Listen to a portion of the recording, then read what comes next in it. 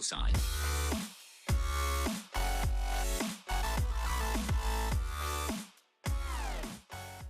Yo yo yo, c'est Sopa45, j'espère que vous allez bien. Moi pour ma part ça va super et aujourd'hui, en ce week-end du 15 mars 2014, on se retrouve pour une nouvelle vidéo, un nouveau gameplay sur Modern Warfare 3 au sniper. Donc pour présenter un petit peu la partie, je suis en match à mort par équipe sur la map terminale avec mon petit MSR en or. Alors regardez au passage, boum, le mec il me tire dessus, je lui fais wow wow wow, no respect, boum, ta gueule. Donc en ce qui concerne les atouts, j'avais mis tour de passe-passe, bonne gâchette, tireur d'élite, chargeur de capacité sur le sniper, en arme secondaire le python, bref, rien de très intéressant, on va dire la classe la plus basique.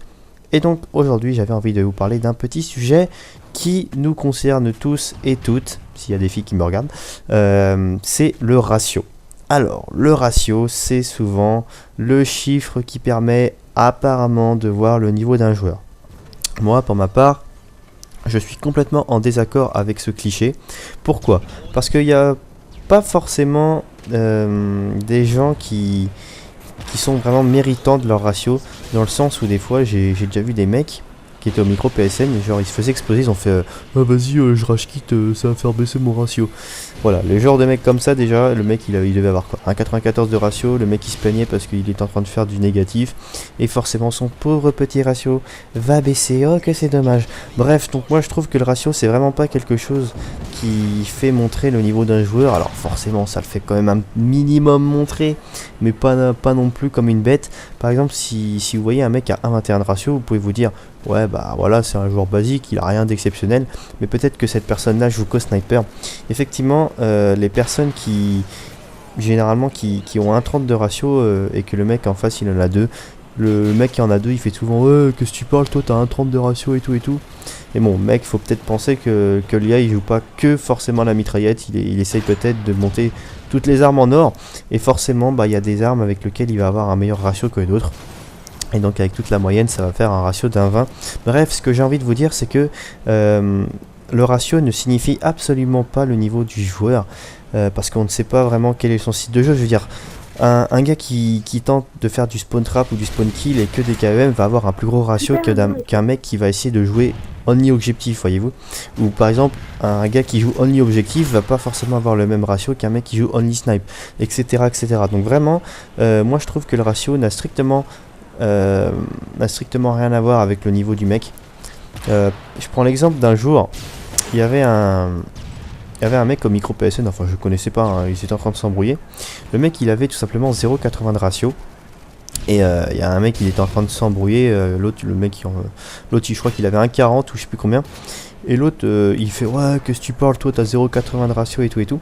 Et en fait j'avais été voir dans ses armes favorites, donc c'était sur Black Ops 2, et je me suis aperçu que le gars à 0,80 de ratio, et ben il jouait only cut. Il avait fait je ne sais combien de kills au cut et c'était vraiment sa meilleure arme, le cut. Donc voilà, ça prouve vraiment que avant de critiquer un joueur sur ses ratios, il faut déjà savoir comment est-ce qu'il joue, avec quelle arme. Ça c'est vraiment très important.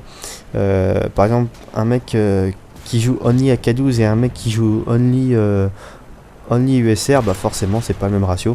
Moi pour ma part sur Ghost j'ai 1,70, non maintenant j'ai baissé, j'ai 1,74 de ratio en jouant de snipe. Et forcément Kumaru, lui qui est dans ma team et qui tente que des KEM et qui est un très bon joueur, hein, il faut bien se l'avouer. Lui il frôle les 2,40 de ratio, donc voilà c'est vrai, on n'a pas du tout le même style de jeu, donc on ne peut pas vraiment avoir le même ratio.